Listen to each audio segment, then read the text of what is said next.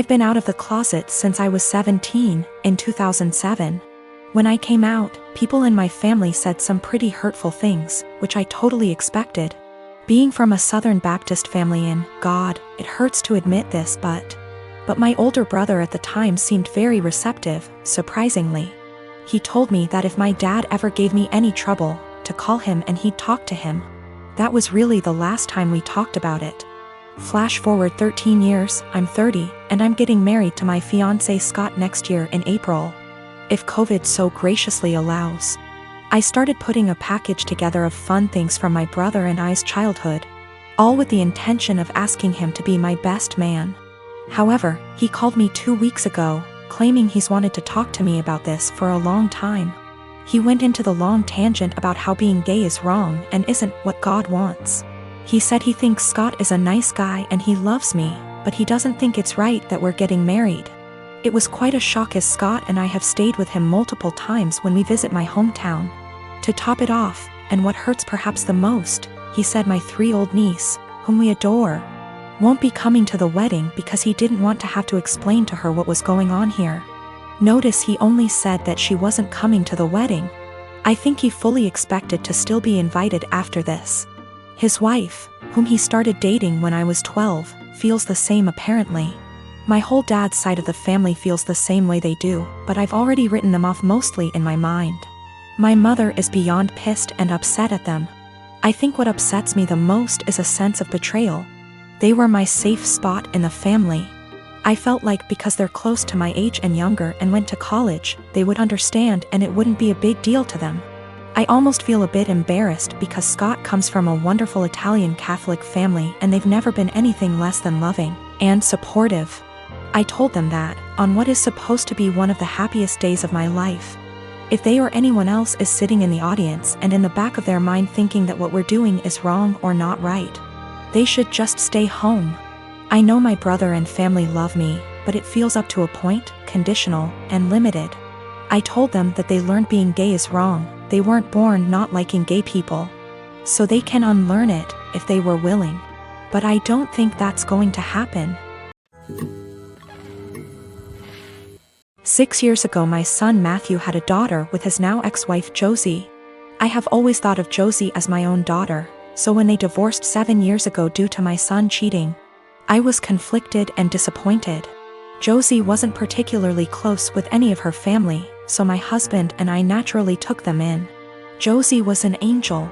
She had insisted that we didn't have to lift a finger more than before we had taken them in, and though she was hurt, she kept civil around Matthew. My husband and I held a huge hand in raising their daughter Ruth, because Matthew remarried less than a year later and now has a 4-year-old son after disowning Ruth. 2 years ago my husband was diagnosed with lung cancer. It was hard on everyone, especially Ruth. They were extremely close. She told him about her girlfriends and boyfriends before anyone else and has always wanted him to be the one to walk her down the aisle at her wedding. Matt rarely ever visited and didn't answer our calls, often saying that we had other kids, so it wasn't like my husband was dying lonely. Last night Matt stopped by to talk about inheritance. He never mentioned Josie nor Ruth and hinted that he thought he should get more inheritance than his siblings the entire time. My husband and I shared awkward looks until he decided to cut in. He explained that everyone would get a piece, but he'd focus more on Ruth and Bonnie, one of our other grandkids. Matt got angry and said that Ruth was just a bastard and that his son deserved more than her. My husband got furious after that and left the room saying that he wouldn't include Matthew at all. Matt yelled back and turned to me saying that Ruth wasn't worth it because she'd just grow up to be a whore like her mother. I told him that I'd rather have her mother as my daughter than him as my son and insisted that he leave.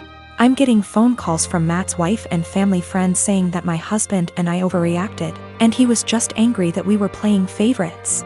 To clear some things up, Josie did not cheat on Matthew. Josie and Matthew met later in college and Josie was known as a party girl. Before that, Ruth isn't the product of an affair, but we are planning on getting a DNA test because what Matthew said has gotten under Ruth's skin. She was at the house when this occurred and overheard it. When it came to taking in Josie and Ruth, we didn't hesitate because Josie is not from here. She and Matt lived in another country until he moved them here a few months before he got caught cheating, and they had nowhere else to go as Josie was a stay-at-home mom. I had no intentions of choosing Josie over Matt, then and now, and I never discouraged Matt from visiting. I tried to make it very clear that we weren't picking and choosing when we took Josie in. We just wanted her and our granddaughter to be safe and have a good home. I am 19 years old and my parents are in their 50s. For as long as I can remember, I have been allergic to several things: dairy, wheat /flour / gluten, legumes. Since I was a young child, my parents have completely kept all of them out of our house. While other kids ate breakfast cereals, I ate fish and assorted pickled vegetables for breakfast. While other kids had Lunchables, I had grilled chicken or fish with, again, assorted vegetables, usually sweet potatoes. While other kids ate birthday cake at the birthday party, I had an apple. I never questioned this until a couple of months ago. I was at my aunt's house for my birthday party, and she made brownies for everyone. For me, she took great steps to make them with almond flour and avoided all of my allergies. I started eating them and thought little of it until my aunt suddenly looked at me and, in a panicked way, asked which plate I took the brownies from. I pointed from the one where I got my brownies, and she immediately stood up and told me we had to get my EpiPen. She raced to ask my mother for it, and I sat there scared out of my mind because I had never mistakenly eaten flour before. I noticed my mother had calmed her down, and then she said that we don't have to worry because she had switched the plates of brownies. And after all, I had eaten the ones made with almond flour. I found this incredibly odd because, really, why would she swap the plates? That doesn't even make sense. But for the time being, I let the issue rest. It didn't sit well with me for about a week, and I finally went to get an allergy test. The doctor started with a skin prick test, and lo and behold, I didn't react to any of the above substances.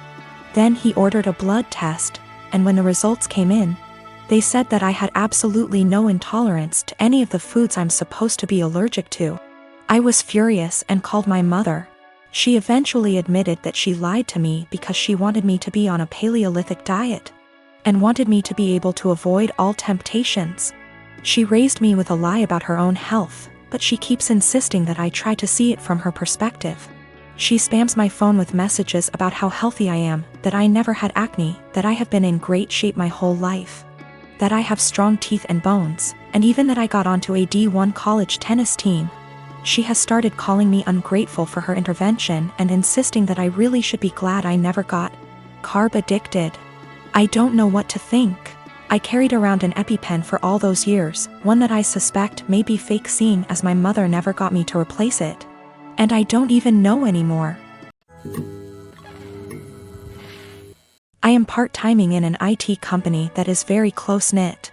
My boss Steven and his wife were always sweet. It was my first month and it was my boss's birthday week. So he and wife Melissa were kind enough to include me in this fancy dinner they were taking everyone to. A week prior to the dinner, Melissa added everyone to a group chat and asked whether we had any suggestions on where to eat. I told her that I am fine with anything as long there are vegetarian options available, or at least chicken. They brought their daughter Steph to the dinner, and she is a sweet little girl.